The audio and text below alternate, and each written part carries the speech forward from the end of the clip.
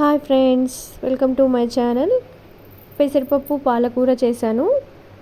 చూసారు కదా, ఈ విధంగా వచ్చింది. ఈ విధంగా ఒకసారి పెసరపప్పు పాలకూర చేసుకున్నామంటే చాలా టేస్టీగా ఉంటుందండి. పప్పులో ఆకుకూరలు వేసుకోవడం వల్ల హెల్త్కి కూడా చాలా మంచిది. పెసరపప్పు కూడా ఆరోగ్యానికి మంచిదండి. సో దానికి కావాల్సినవి ఒకసారి చూద్దామా. 1 కప్పు పెసరపప్పు తీసుకొని ఒకసారి కడిగి పెట్టుకుందాము. పెసరపప్పు అయితే కడిగాను. ఇప్పుడు కొంచెం పాలకూర ఒక 2 కట్టలే తీసుకున్నాను. పాలకూర 2 కట్టలు, ఒక 2 టమాటాలు కూడా వేసుకుందాము. ఇప్పుడు ఒక 2-3 పచ్చిమిర్చి కూడా వేసుకుందాము. ఇప్పుడు ఒక గ్లాసున్నర వాటర్ పోసుకుందాము.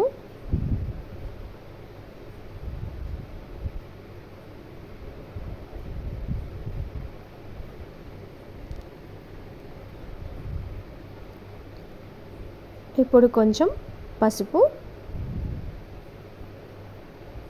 1 స్పూన్ కారం,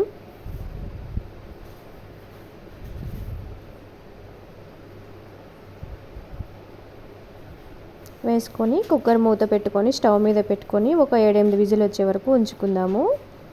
విజిల్స్ అయితే వచ్చాయి, చూసారు కదా ఎలా ఉడికిపోయిందో. ఇప్పుడు సాల్ట్ వేసుకొని వెంపుకుందాము. మెత్తగా ఉడికిపోయింది. సాల్ట్ వేసుకొని ఒకసారి వెంపేసుకొని తాలింపు పెట్టేసుకుందాము. చూసారు కదండి, చాలా మెత్తగా ఉడికిపోయింది. ఇలా ఆకుకూర వేసుకోవడం వల్ల మనకు కూడా ఆరోగ్యానికి చాలా మంచిది. ఇప్పుడు స్టవ్ మీద బాండీ పెట్టి వేడి చేసిన ఆయిల్ పోసి దాంట్లో ఒక ఎండుమిరపకాయ, కొంచెం జీలకర్ర వేసుకుందాము. ఇప్పుడు 2 పచ్చిమిర్చి ముక్కలు, ఒక 4-5 వెల్లుల్లిపాయ రెబ్బలు వేసుకుందాము. దంచి వేసుకున్నానండి నేను. ఇప్పుడు అది ఫ్రై అయిపోయాక కొంచెం కరివేపాకు వేసుకుందాము.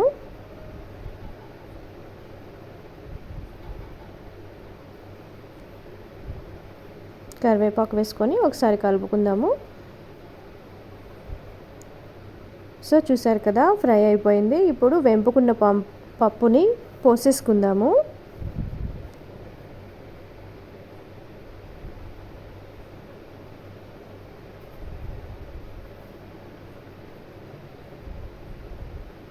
ఇప్పుడు కొంచెం వాటర్ పోసుకొని అందులో పోసుకుందాము.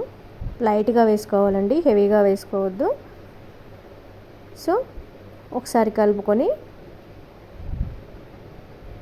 స్టవ్ ఆఫ్ చేసుకుందాము. చూసారు కదా, ఇలా వచ్చేస్తుంది మనకి పెసరపప్పు పాలకూర. చాలా అంటే చాలా టేస్టీగా ఉంటుందండి. మీరు కూడా ఒకసారి ట్రై చేయండి. Bye friends.